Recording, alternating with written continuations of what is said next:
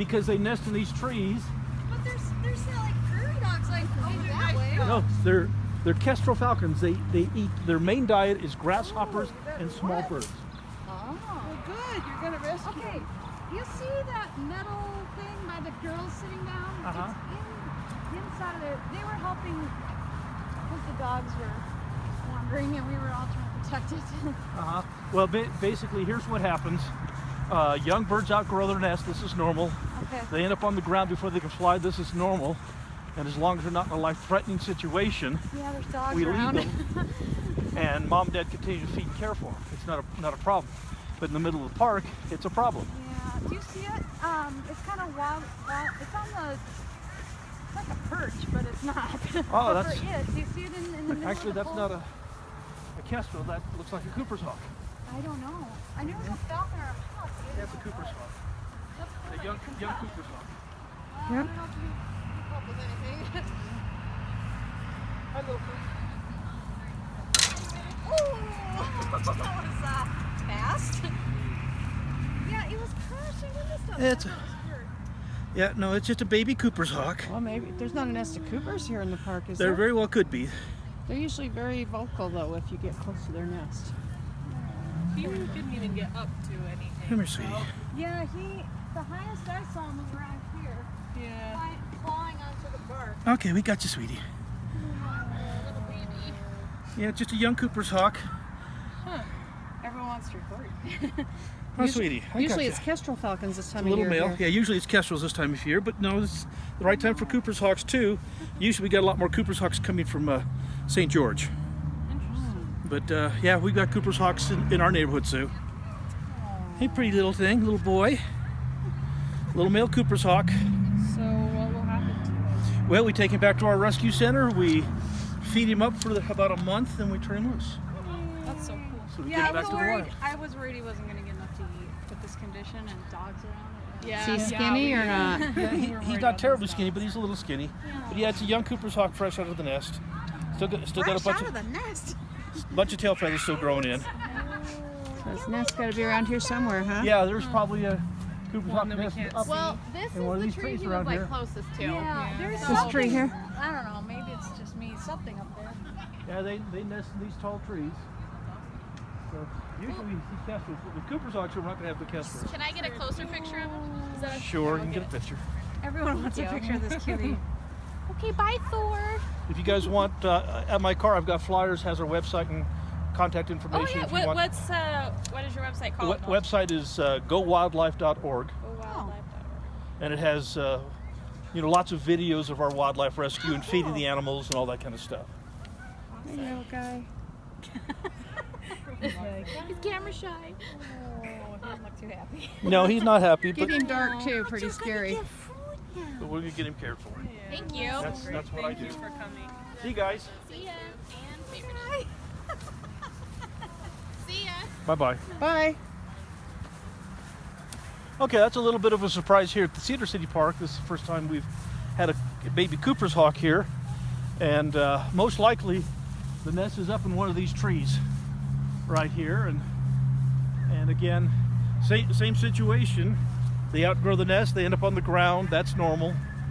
And The city park has people and dogs everywhere. yeah, and so because of that, we've got to take him home and put him in a chamber and feed and care for him for probably about we'll release him sometime in August, and when they start their migration.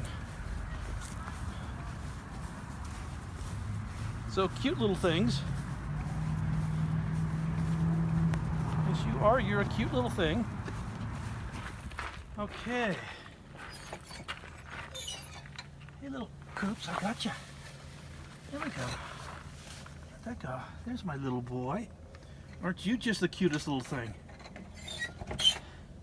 Okay, here's our little Cooper's hawk. And just a baby. Just came out of the nest. Your feathers are a little ratty, but that's part of growing new feathers. But you're such a pretty little thing. And you're a little thin, but not terribly skinny. Now you can look right here. You can see right here that you can see these looks like little straws attached to the feathers. Well, that's the protein shaft that the feather grows out of, and those shafts are full of blood. How come those are shorter than the rest? Don't they usually all grow together? Well, they do, but I've got a few here that have, these right here are much shorter. These probably got pulled off because they do battle quite a bit in the nest, and these feathers were ripped out and they're growing new ones. These are the originals, and so yeah, you've been kind of fighting with your brothers and sisters, haven't you, little guy? But yeah, they're kind of tough little things. These are a very aggressive little hawk, and so we're going to get him in the chamber and make sure he has food first thing in the morning. And if he doesn't feed himself first thing in the morning, then we'll have to force feed him. But it's always better if he can do it by himself. And since these are not like the owl, which is nocturnal, they're diurnal, they're daytime animals. And so they don't eat much when it's dark like it is right now anyway. So we're just going to get this little guy situated in the chamber where the owl was.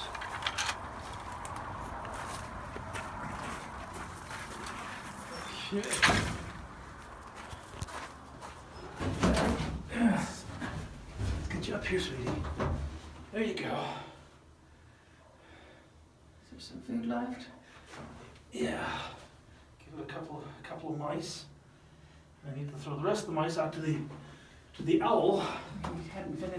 Didn't finish his breakfast. Yes. Ate about half of them. Okay.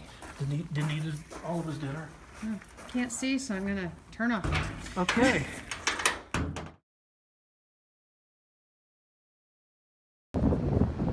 We left too quick. We didn't get the microphone and stuff. Oh well. Yeah. Oh, there it is. Come on, Sue. Have to keep up with me. Sorry, we have a Cooper's hawk. There's our little Cooper's hawk right there. I don't want to get in the street. Oh yeah, you'll get run over. So I'm gonna have to go fast. You just Sue. run. I don't have to keep up. You just go.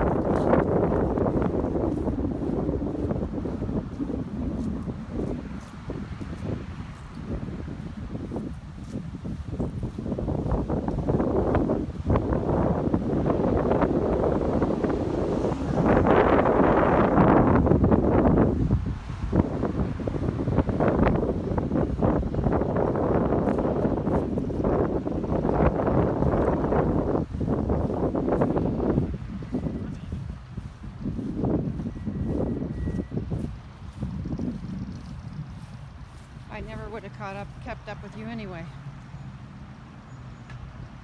Yeah, this is kind of a hurry up to get there. Before it got to the street. Oh, baby.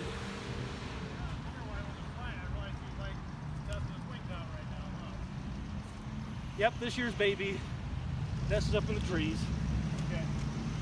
And like I said, if people wouldn't bother them, they'd be fine.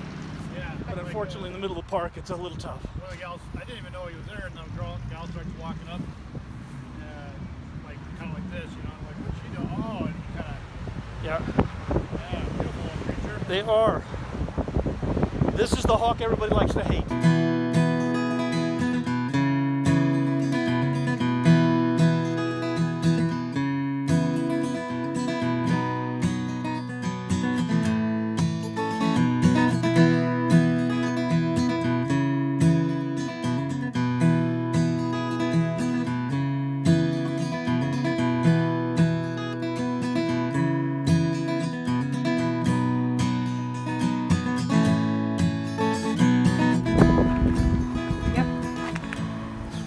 Okay, let's see if I can grab this little guy. I didn't grab a glove. Right there, ready to Hi, Koopa Hawk. jump right out. Yes, you are, sweetie. I'll have to get a glove real quick. I will use the glove in certain situations where I have to pull the bird out of a kennel and there's and the bird's confined and the bird's facing me and I can't just reach around and grab it. I will use a glove initially, but then I take the glove off. And probably the best way to describe this is, touch is very important, and to be able to feel any injuries, breaks, sprains, to be able to feel the bird's keel to make sure that its weight, it's just not too thin, and and all of that. And it's kind of like, if you can imagine, putting on your shoes with a pair of gloves. Now, if he'll sit quiet, now if you find a bird like this, please do not try to pick it up, because this one is, like I said, it's very sick. Okay, now you see that defensive posturing right there? But that basically means that in this kind of a confined space, his fight or flight instinct is kicking in, which means if I reach any closer, he's going to try to attack my hand. And so that's a reason to put on a glove. Here we go. Come on, sweetie. Get the other foot. There we are, pretty boy. Get him on out here. Now, glove comes off, because now the glove is of no value to me. I've got his feet, as you can see right here. These talons right here, this is actually the most dangerous part. As you can see here, these are extremely sharp. The feet are very, very strong, and those are just needle sharp, and those will go right through your hand. Hi, baby. That's right, you just put the glove. That's my little one. Come on out. Come here, sweetie. We got you. Oh, be careful. Be careful, little one. There you go. We got you. We got you, little one. Just be careful. Sorry. You're watching with my eyes and forget to watch with the camera to keep No, it in actually, place. he does have food, or does have food in the crop. So you've already, your parents fed you, and you went out for your first flight out of the nest, and you can't fly because you're a baby. You're a cute baby, but you're just a baby. Yes, you are. Okay. You want to go see your brother, since he's here right now too? Yes, you are such a pretty little thing. Oh.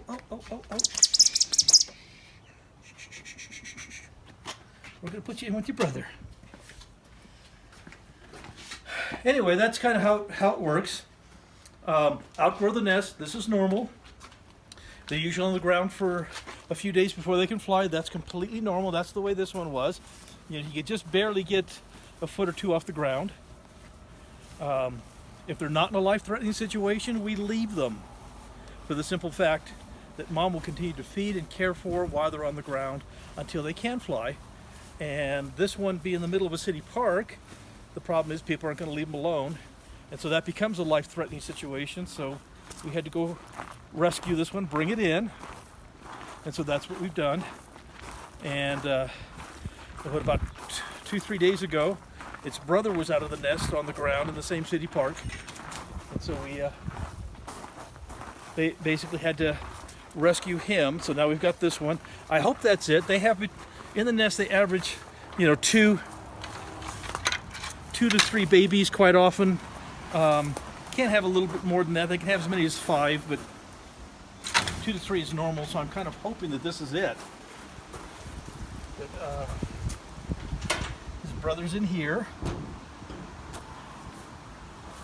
see if I can get in here. Let's get his brother around far away. Hi, little boy. You can peek in if you want. He's right here on the corner. Up high or down low? I can do it. There's the brother. Hold the door. To our little girl. Here's the female. Yes, you are. And so we're going to get you up here. There we go. It's okay, little ones. It's okay. Hey, sweetie. Okay. Need to get you away from the door, baby. Come on. There we go. Get away from the door. There we are. Okay. Now we have both of them in. And, so. Let me hold that while you close the door. So anyway, both the little Cooper's Hawks, they're now secure, and they won't be completely fledged out for a couple of weeks. We'll make sure that they know how to fly and how to kill the small birds that they hunt, and then we'll get them put back in the wild. So another successful rescue.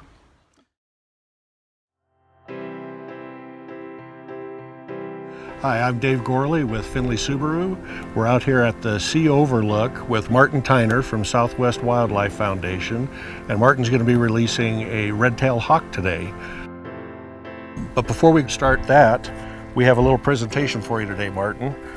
In conjunction with the Share the Love event, Findlay Subaru was able to raise $12,444 Oh, wow. Wow. That's amazing. Yeah. Guys, look at this. So this is the $12,000 for the Wildlife Foundation. Isn't that amazing? That is awesome. This is what, the 7th year that we've been doing this? This is our 7th year that we have been part of the Subaru Share the Love campaign, and Findlay Subaru has been an amazing sponsor to help the Southwest Wildlife Foundation and the work that we do with our wildlife rescue facilities here in southern Utah. And so this is incredible. I'm speechless, Dave. Thank you. I don't know what to say. This is truly an amazing gift, and this buys a lot of food for injured hawks and eagles and owls and so on. Just a tremendous heartfelt thank you.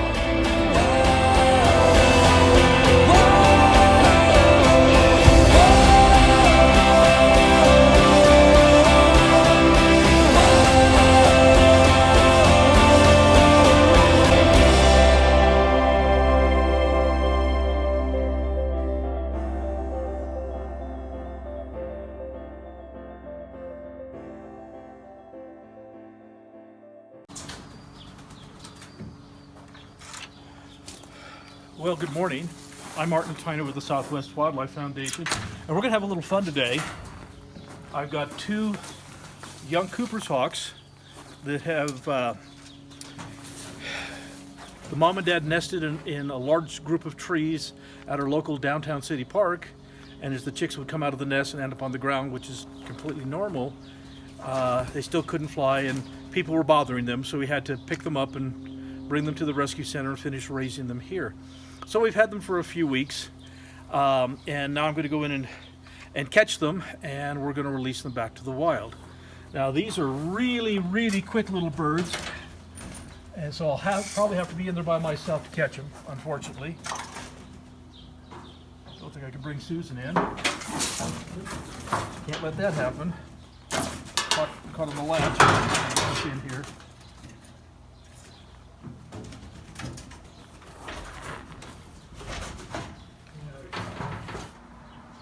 Hi, babies. Okay, here we are. That looks awkward. It's a little awkward. We've got two pretty little female Cooper's hawks.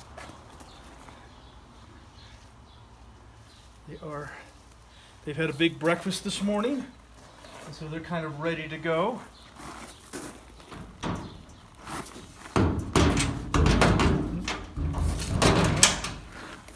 Okay, Cooper Hawk 1 and 2.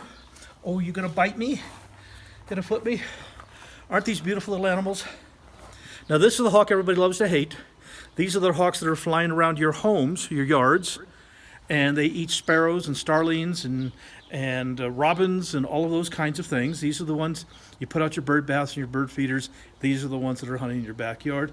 Now they're very important. They do a wonderful job, and their job is to help keep the flocks of songbirds healthy by calling out the weak, the sick, and the dumb. And so they're very, very good at doing that. And so we love to have the little Cooper's hawks around. And I'll tell you what, folks, be very, very grateful that eagles are not as aggressive and as violent as Cooper's hawks. Because if eagles, with their great size and power, were as violent and aggressive as these little guys, the human race wouldn't exist, because they'd kill us. So these are very aggressive, very violent little hawks. Can be used in falconry, though not normally recommended because of their aggressive nature, but they are cute little guys. And so let's go ahead and get these guys in a box. Yes, you're gonna foot at me, aren't you, sweet thing?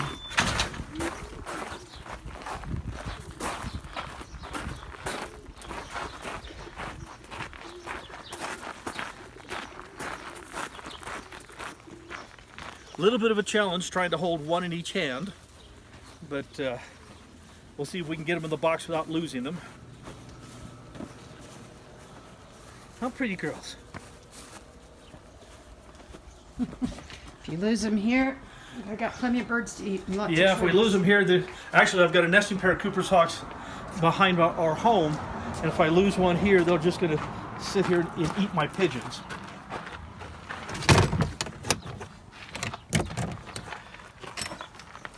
There we go. Got our little transport box. Okay, well, let's get going. We'll go release Cooper's Hawks.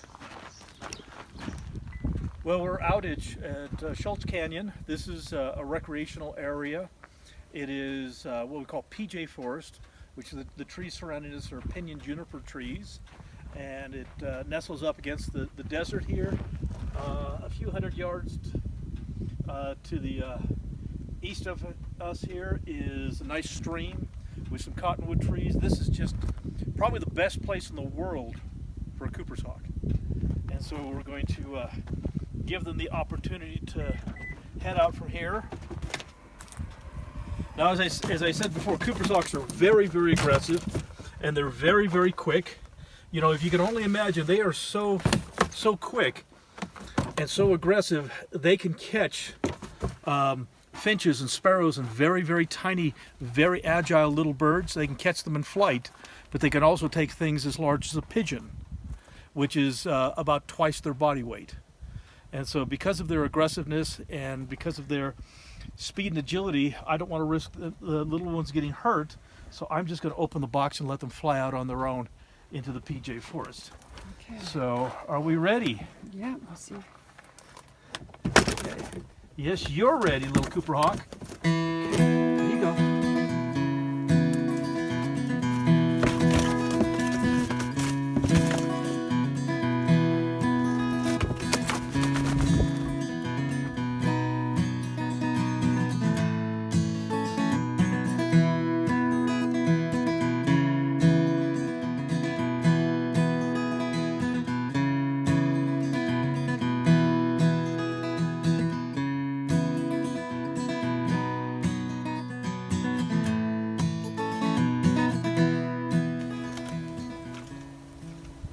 Hawk number one. Figure out where it's at. They're such pretty little hawks. And let's do Cooper Hawk number two.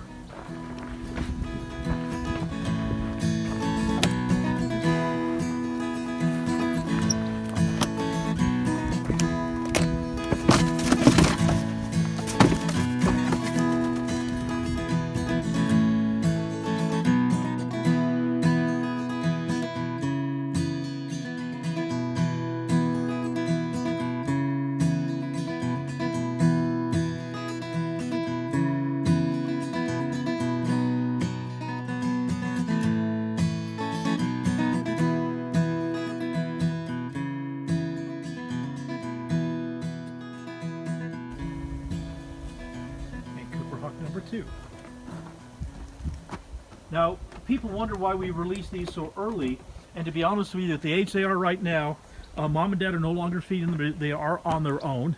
These have had some live small birds to kill and feed in their flight chamber, and so they've got as good a possibility of returning to the wild as any of the young Cooper's Hawks that are fresh out of the nest this year. And this time of year we have lots of small birds, lots of baby sparrows and finches and starlings and those kinds of things. Oh, there goes the one Cooper's Hawk. Good deal. Now they're not going to stick together. At this age they start separating, and they'll spend realistically up until the breeding season. In 2 years, 3 years from now, they'll be pretty much solitary hunters.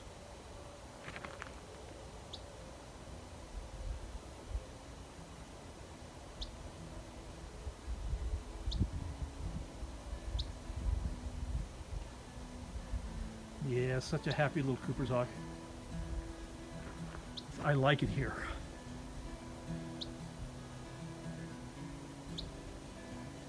I can hear a little finch chirping off in the distance, which is what Cooper's Hawks eat.